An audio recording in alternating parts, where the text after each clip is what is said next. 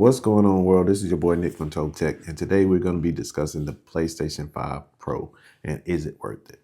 Now, the short answer to this is it depends. It depends on what you want out of gaming. It depends on if you have the budget to purchase it. It depends on if you already have a PS5. So I recently purchased the PlayStation 5 Pro, and I've been playing with it for a couple of weeks, and these are my thoughts. So first, I'm not going to talk about build quality, right?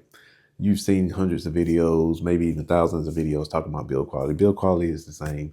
I mean, build quality is good. It mimics the PlayStation Slim and the design of that console. So the build quality is up to par with that. As far as anything else, as far as the build quality goes, it's comparable to that. So I'm not going to discuss that. I'm going to get into the meat and potatoes, which is basically the games. How does the games look? Is there a difference in between the PlayStation 5 Pro and the PlayStation 5 games? And that depends.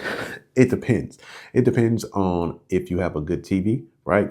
So if you have a fairly new TV, I have a LG TV that I purchased back in 2020. It's not an OLED. It's just a regular 4K TV, right? I hooked my PlayStation 5 Pro up to that at first, and I was like, man, I've been hoodwinked, bamboozled. I've been run amok. They scam me, right? Because you really can't tell the difference. It really looks the same. But then I have a newer model TV, which is not a very, very expensive TV. It's a ULED. It's not even an OLED. It's a Hisense, but it's a newer model TV with a variable refresh rate. And I hooked it up to that. And I was like, wow, I see it. I believe it. It's a big difference.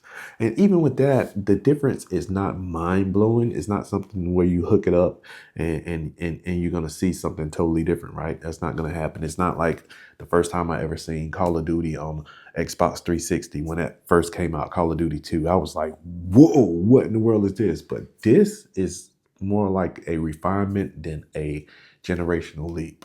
And what do I mean by that? There's details there. There's better sharpness there. There's better graphics there, but it's subtle. It's not really jaw dropping, right?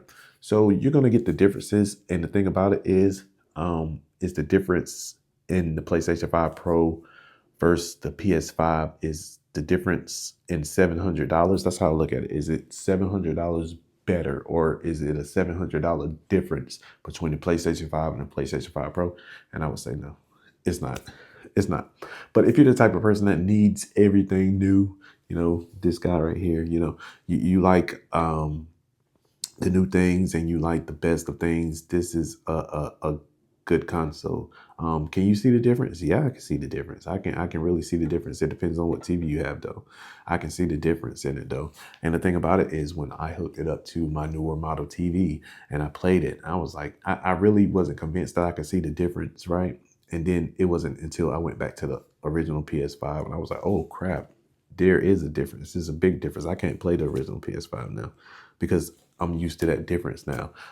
Games like The Last of Us 2, oh my gosh. The game came out a while back, right? But a patch was released with the PSSR and all that, the upgraded tech and things like that. And the difference is, it's pretty big, man. It's pretty big. I enjoy the console, but if you're on the fence about buying it, I think you may need to watch some reviews first. I am not the type of person to post gameplay footage.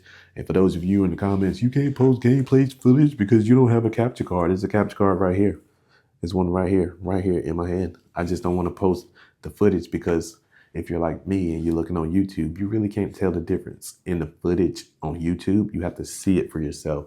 And when you see it for yourself, like with a newer model TV, when you see it for yourself, you're like, whoa, it's a difference. It's a big difference. It's a jump. It's not like a leap. It's a jump. It's a jump. You're jumping over this. You're not jumping over a gulf, right? But it is a big difference, and the tech is there, and I'm excited to see where it goes.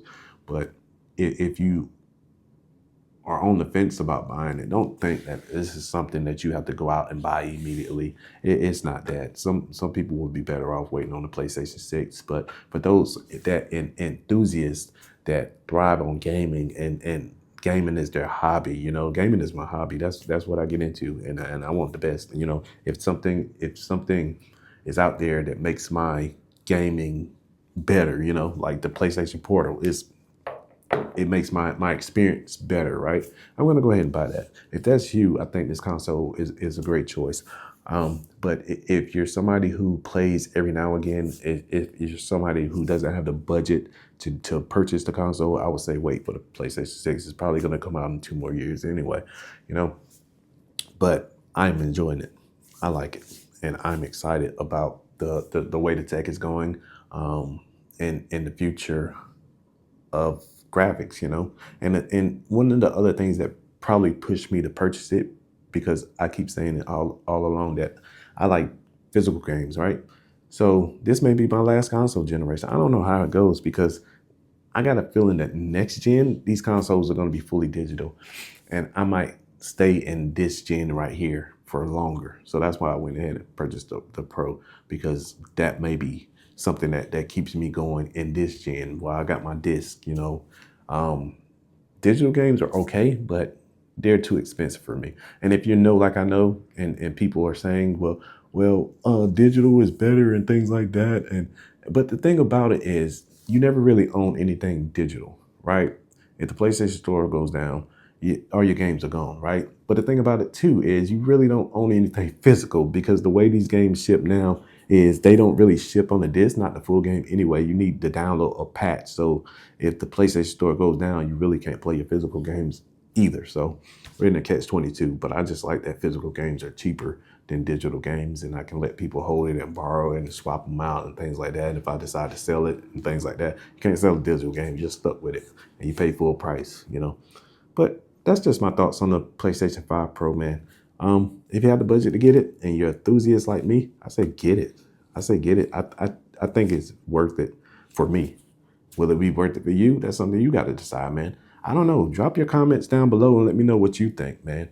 And you want to see more content like that, like this, hit that like button. You want to see more videos, subscribe to this channel, and I'll see y'all in the next one, man. Peace.